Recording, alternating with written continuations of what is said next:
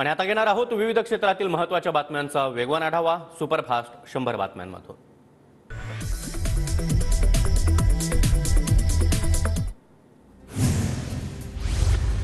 मुंबईच्या घाटकोपरमध्ये वादळी वाऱ्यामुळे मोठं होर्डिंग कोसळलं। दुर्घटनेमध्ये आतापर्यंत 14 जणांचा मृत्यू, जवळपास 43 जखमींवर राजावाडी रुग्णालयात उपचार सुरू। घाटकोपर होर्डिंग दुर्घटनेतील मृतांच्या नातेवाईकांना 5 लाखांची मदत देणार, जखमींच्या उपचाराचा खर्च सरकार करणार, मुख्यमंत्री शिंदेंची माहिती। घाटकोपरमधील घटनास्थळाची मुख्यमंत्री एकनाथ शिंदे यांच्याकडून पाहणी, घटनेतील दोषींवर सदोष मनुष्यवधाचा गुन्हा दाखल करणार, मुख्यमंत्र्यांची माहिती।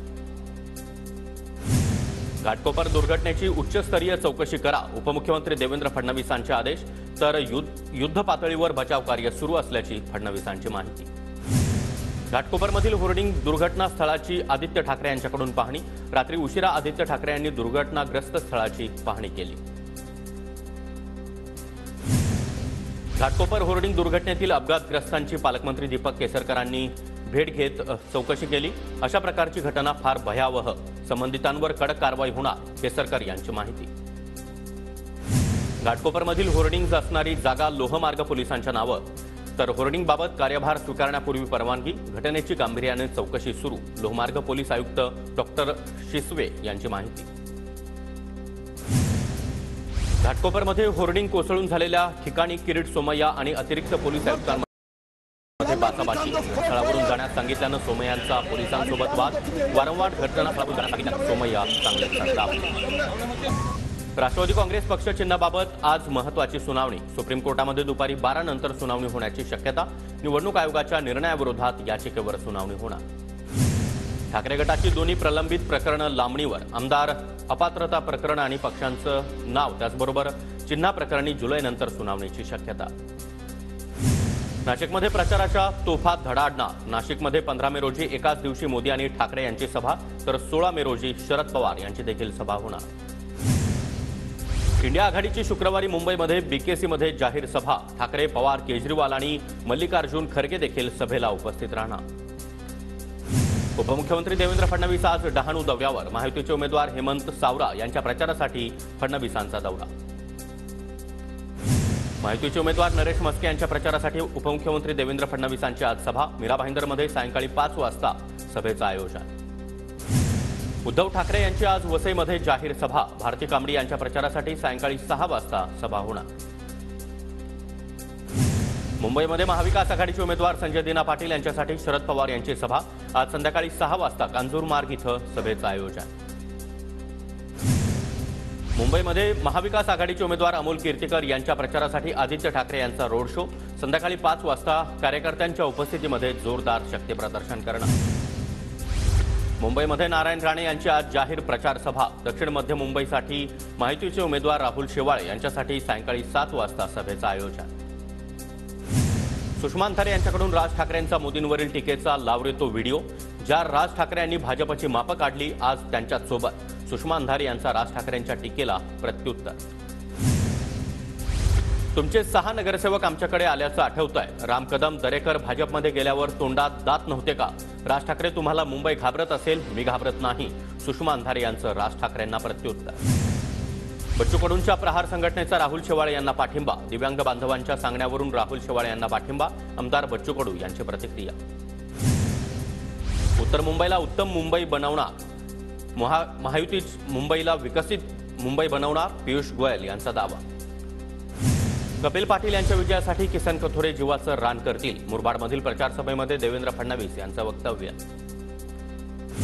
मतदानापूर्वीच मतदारांच्या बोटाला शाई लावल्याचा निलेश लंके यांचा आरोप, मतदार मतदानापासून वंचित, प्रत्येक मतासाठी मतदाराला 500 रुपये दिल्याचा लंके यांचा आरोप।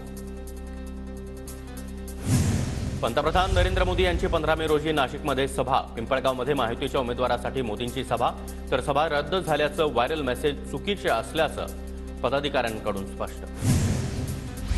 भिवंडीमध्ये कपिल पाटील यांच्या कॉर्नर सभेला नागरिकांचा मोठा प्रतिसाद, कोणार्क विकास आघाडीच्या माजी महापौर प्रतिभा विलास पाटील यांच्या वतीनं सभेचं आयोजन।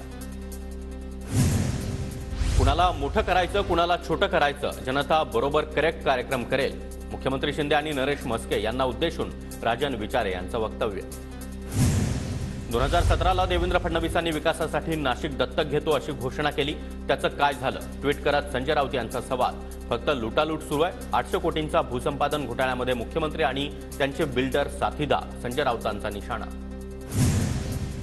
सर्व भ्रष्टाचारी लोक भाजपमध्ये गेले. आदित्य ठाकरे यांचा भाजपसह शिंदे गटावर निशाणा. तुम क्या जानो, एक ईडी के नोटीस की कीमत. चित्रपटातील डायलॉग मारत आदित्य ठाकरे यांची जोरदार टोलेबाजी. छत्रपती संभाजीनगरमध्ये पुन्हा एकदा ठाकरे गट आणि शिंदे गट आमने सामने. चंद्रकांत खैरे यांच्यासमोरच शिंदे गटाच्या कार्यकर्त्यांची घोषणाबाजी. चंद्रकांत खैरे यांच्यासमोर शिंदे गटाकडून मोदीच्या घोषणा. भाजपचे माजी नगरसेवक मुकेश शहाणे यांच्यावर गुन्हा दाखल. ठाकरे गटाचे जिल्हा प्रमुख आणि कार्यकर्त्याला शिवीगाळ आणि मशाल चिन्ह तोडल्याचा आरोप. मुकेश शहाणे यांच्यासह 3 अज्ञातांवर गुन्हा दाखल. मतदान पार पडताच पुण्यामध्ये झळकले मुरलीधर मोहोळ यांच्या खासदारकीचे बॅनर. खासदार मुरलीधर मोहोळ यांना शुभेच्छा असा बॅनरवर उल्लेख. बॅनरवर नव्या संसदेच्या फोटोसह कर्वे रोड ते कर्तव्यपथ असा उल्लेख. महाराष्ट्रामध्ये चौथ्या टप्प्यामध्ये 53.6% मतदान. नंदुरबारमध्ये सर्वाधिक 60.7% तर शिरूरमध्ये सर्वात कमी 43.89% मतदान. निवडणूक आयोगाकडून तंत्रज्ञान सेही कारभाराला प्राधान्य. आचारसंहितेचं उल्लंघन होत असल्यास तक्रार नोंदवण्यासाठी अत्याधुनिक 6 ॲप उपलब्ध. मद्यविक्री बंदीचा आदेश मतमोजणीच्या निकालापर्यंतच लागू. ठाणे जिल्हाधिकाऱ्यांच्या मद्यविक्री बंदीच्या आदेशामध्ये उच्च न्यायालयाकडून सुधारणा. मुंबईमध्ये विविध गुन्ह्यांमधील 17,000 आरोपींची तपासणी. दरम्यान 9,593 प्रतिबंधात्मक कारवाया. निवडणुकीच्या पार्श्वभूमीवर पोलिसांची विशेष मोहीम. हातानं मैला साफ करण्याच्या क्रूर प्रथेचं पुढील 2 वर्षांमध्ये निर्मूलन कसं करणार? उच्च न्यायालयाची विचारणा. राज्य सरकारला कृती आराखडा सादर करण्याचे आदेश. 19 मे पर्यंत मान्सून बंगालच्या उपसागरामध्ये दाखल होण्याची शक्यता. KS होसाळीकर यांची माहिती. नागरिकांना सतर्क राहण्याच्या सूचना. 8 दिवसांमध्ये मान्सून अंदमानमध्ये दाखल होणार. बळीराजाच्या चेहऱ्यावर आनंद झळकणार. अवकाळी पाऊस 19 मे नंतर ओसरण्याचा अंदाज. कोकणामध्ये येत्या 3 दिवसांमध्ये अवकाळी पावसाची शक्यता. कोकण किनारपट्टीवरील वातावरणामध्ये बदल, तर वादळी वाऱ्यामुळे मच्छीमार मात्र हैराण. पुण्यामध्ये सलग 3ऱ्या दिवशीही जोरदार पाऊस. पुढील 4 दिवस विजांच्या कडकडाटासह पावसाचा अंदाज. इगतपुरी तालुक्यातील बेलगाव ताल्हारेमध्ये वादळी वाऱ्यासह अवकाळी पावसाची हजेरी. घरांसह धान आणि जनावरांच्या चाऱ्याचं मोठं नुकसान भरपाई देण्याची शेतकऱ्यांची मागणी. इगतपुरीसह राज्यातील अनेक भागाला पाणीपुरवठा करणाऱ्या भावली धरणामध्ये फक्त 5% पाणीसाठा, तर भाम धरणामध्ये फक्त 4%च पाणीसाठा शिल्लक. इगतपुरी तालुक्यातील धरणांमधील पाणीसाठ्यात मोठी घट. पुण्यामध्ये कौटुंबिक वादातून 60 ठिकाणी बॉम्ब लावल्याची धमकी. पत्नी घरी येत नसल्याच्या रागातून शहर वेठीस धरण्याचा प्रकार.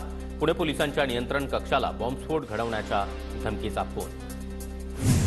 पुण्यामध्ये ट्रेंडिंगच्या नादामध्ये महिलेनं गमावले 36 लाख रुपये. व्हॉट्सअॅपवरून तक्रारदार महिलेशी संपर्क करत 36 लाखांची फसवणूक. माळवाडी पोलीस ठाण्यामध्ये गुन्हा नोंद. लातूरमधील कर्नाटक सीमावर्ती भागामध्ये असलेल्या क्लबवर पोलिसांचा छापा. तब्बल 74 जणांवर कारवाई. 2,28,00,000 रुपयांचा मुद्देमाल जप्त. औराद शहाजनी पोलिसात गुन्हा दाखल. राज्यातील सीबीएसईच्या 10वी आणि 12वीच्या निकालामध्ये वाढ. 10वीचा 93% तर 12वीचा निकाल 88%.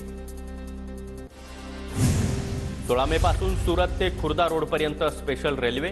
गर्दी वाढल्यानं पश्चिम रेल्वेचा निर्णय.